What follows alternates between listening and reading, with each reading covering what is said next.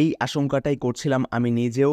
কোস্টারিকার বিপক্ষে Brazil গোলশূন্য draw করেছে, অর্থাৎ এই ম্যাচে ব্রাজিল কোনো গোলই করতে পারেনি। তাদের আক্রমণগুলো একেবারে শেষার্ধে কিংবা প্রতিপক্ষ ডিবক্সের সামনে গিয়ে একেবারে খেই হারিয়েছে। ব্রাজিল এত এত চান্সেস ক্রিয়েট করেছে, অথচ অন টার্গেট শট দেখলে আপনি নিজেই অবাক হবেন যে ব্রাজিল আসলে এতটা বাজে ফুটবল এই ম্যাচে কিভাবে খেললো। আর তাই ডরিফলের ট্যাকটিক্স নিয়ে এখন ব্রাজিলিয়ান গণমাধ্যমে কিন্তু ইতোমধ্যেই সমালোচনা শুরু হয়ে গিয়েছে। সত্যিকার অর্থে আপনি যদি ম্যাচের স্ট্যাটসে চলে যান, আমি একেবারে স্ট্যাটস দিয়ে আলোচনাটা শুরু করছি, সেখানেই দেখবেন যে ব্রাজিল 19টা শট নিয়েছে, মাত্র 3টা অন টার্গেট ছিল। এর মধ্যে 74% বল পজিশন নিজেদের দখলে রেখে 695টা পাস খেলে ব্রাজিল কোনো গোল আদায় করে নিতে পারেনি। মাত্র 3টা অন টার্গেট শট এটাই বলে দিচ্ছে যে প্রতিপক্ষ ডিবক্সে ব্রাজিল আসলে কোনো চান্সই ক্রিয়েট করতে পারেনি। এই দলটাতে একটা ক্রিয়েটিভ হাব, নেইমার যেই রোলটা প্লে করেন সেই ক্রিয়েটিভ হাবের অনেক অনেক অভাব এই ম্যাচে একেবারে স্পষ্টভাবে ফুটে উঠেছে।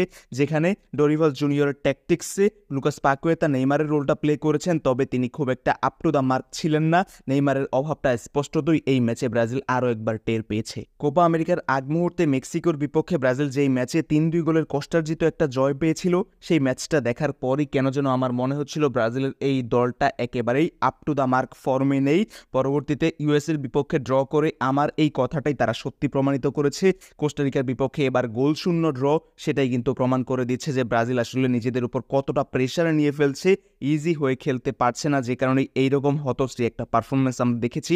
74% বল পজিশন নিজেদের দখলে রেখে যদি কোনো গোল করা না যায়, মাত্র 3টা অন টার্গেট শট 19টা শটের মধ্যে, তাহলে ব্রাজিলের এই আক্রমণ ভাগ নিয়ে বিশ্বত।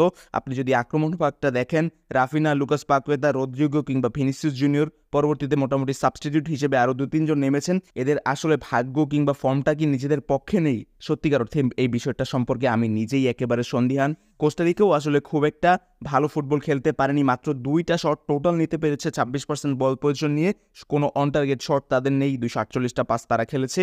ওভারঅল ব্রাজিল কোস্টারিকার থেকে যোজন এগিয়ে থাকলেও ফাইনাল থার্ডের পারফরমেন্সের ক্ষেত্রে প্রতিপক্ষ ডিবক্সে চান্স ক্রিয়েট করা কিংবা গোলে শট নেওয়ার ক্ষেত্রে ব্রাজিল এতটা পিছিয়ে থাকবে তুলনামূলক দুর্বল প্রতিপক্ষ কোস্টারিকার বিপক্ষে, এইটা অন্ততপক্ষে ম্যাচ শুরুর আগ পর্যন্ত আমি ভাবতেই পারিনি।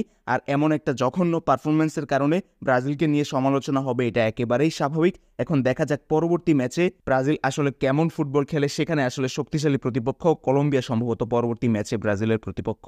আর তাই ডরিভাল জুনিয়রের নেতৃত্বে ব্রাজিলের এই দলটার যেই ঘুরে দাঁড়ানোর মিশনের কথা বলা হচ্ছিল কোপা আমেরিকাতে, সেই মিশনটা একেবারে ফার্স্ট ম্যাচেই বাধাপ্রাপ্ত হলো, তাই নয় কি? একেবারে প্রথম ম্যাচে গোলশূন্য ড্র সেটাই কিন্তু প্রমাণ করে দিচ্ছে যে মাত্র একটা পয়েন্ট নিয়ে ব্রাজিল কোপা আমেরিকা শুরু করছে।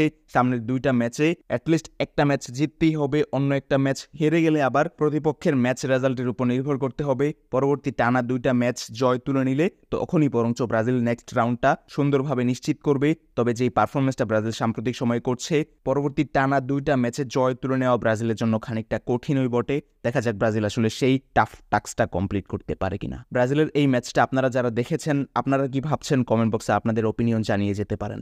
ধন্যবাদ সবাইকে।